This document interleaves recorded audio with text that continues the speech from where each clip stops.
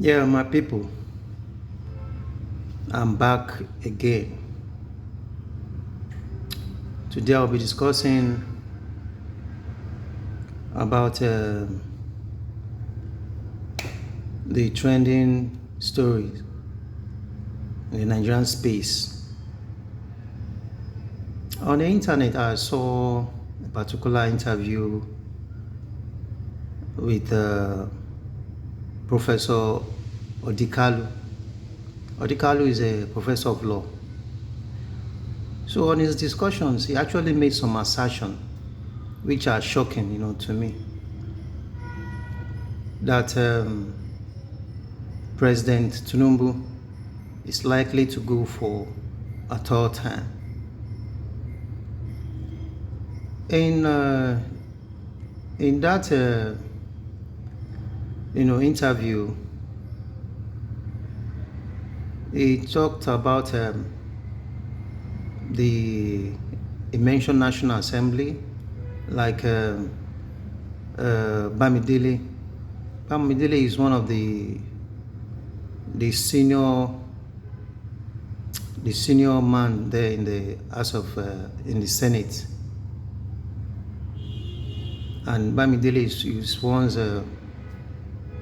is once the PA to President Tinubu when he was governor back then in Lagos.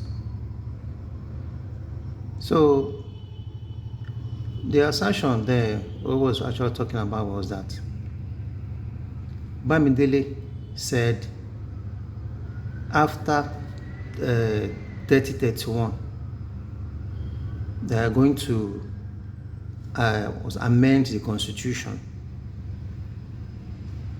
and this constitution amendment they are going to actually propagate on that very year would be 6-term presidency, meaning that after that 6 years, no more like the regular 8 years we normally have. I think by the year 3031, all that will stop and they will start 6-year term. And that 6-year term, the question is, who will start it? Will Tinubu, will he have ended his tenure and that 3031 being 8 years if actually he's running for it, which I know he's doing?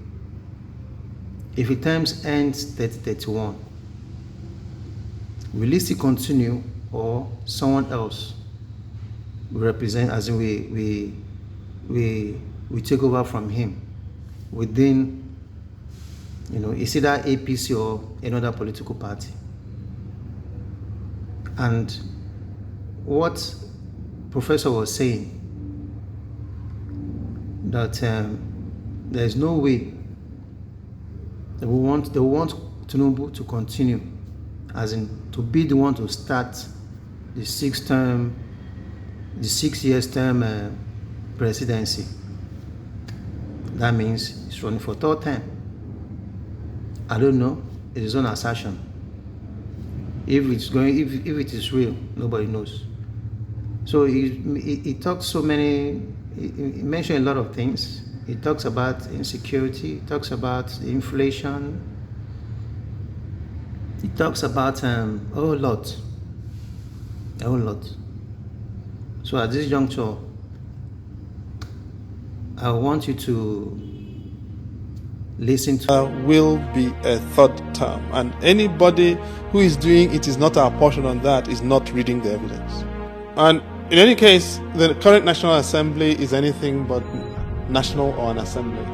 And if it's an assembly, it's not a parliamentary one. It is, many people have called it rubber stamp, but I think that is actually abusive of rubber stamps.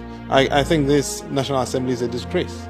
If you can change your national anthem in less than 24 hours with no public hearing, no public consultation, no public involvement, it tells you we don't have a country. Because a national anthem, you don't flip national anthems at a whim. A national anthem is fundamental to the construction of a national identity. And so we then developed a trajectory of magical legislation, right?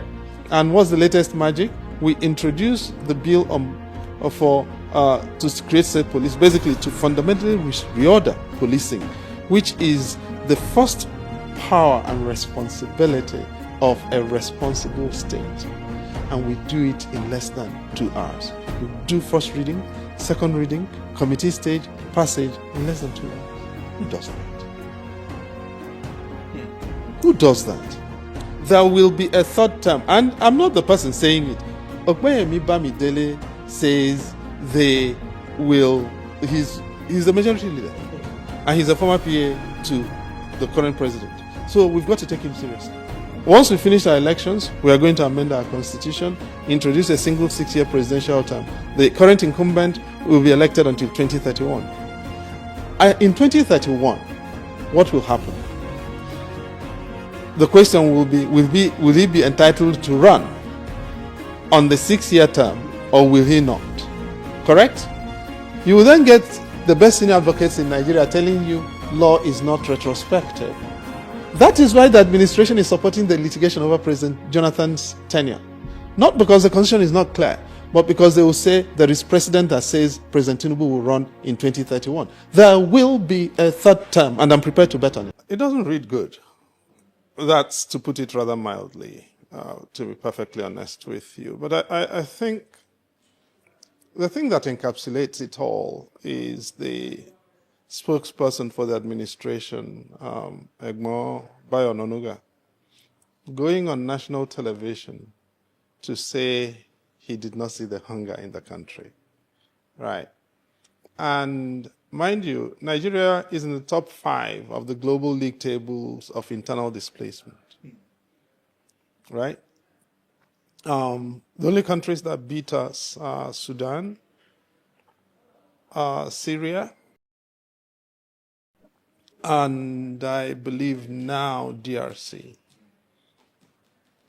We beat Afghanistan in internal displacement, all right? Now, internal displacement, by definition, comes with hunger. We've got close to 4 million people who are internally displaced in Nigeria. Now, that does not account for the rise, the exponential rise in the industry in abductions, which means that people cannot go to the farms.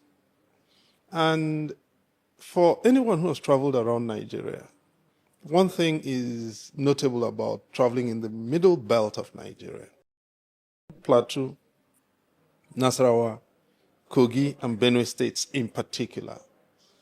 Now, if you've gone to Benue State,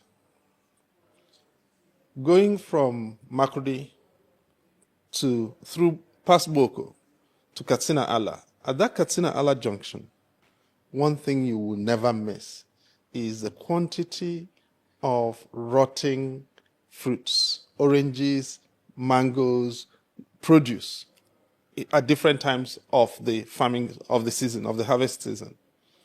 Go there today. You don't see any produce rotting, right? Of course, I'm not celebrating rotting produce, but the reason they are not rotting is not because there is a new industry sucking up all of those and processing it into value-added production. It is because people are not able to go to the farms. Why are people not able to go to the farms? Abductions. What's the consequence of that? Hunger, food insecurity, nutritional insecurity. The fact that the presidency is unaware and is happy to advertise its lack of awareness of the depth of hunger. I'm not going to go into inflation numbers. No. But the fact that the presidency is unwilling and unable to see the hunger in the country, I think tells all the story there is to tell. That's amazing. You know, the special advisor that you referenced, Mr. Bayo Ononuga, actually dug deeper, you know, when he was challenged by Charles Aniogolu to say, I mean, he has domestic staff, and that they tell him, their feedback is that they are fine. Of course, what are they going to tell him? that they're not fine, that they're dying of hunger under his watch. They're not going to tell him that. But the fact that he lacks the skills, the attention, the bandwidth, and the empathy, Emotional intelligence. to understand where things are in the country is itself very telling. People are coming at you with all manner of demands, even of his claims. The fact that nobody is going to Egmont Bayo with village tax demands is itself very telling. That cage absolutely is a gilded cage. That was how it was conceived, that's how it is built, and that's how they're detached from reality. But it wasn't always like this, Chidi. Am I wrong? When was it not?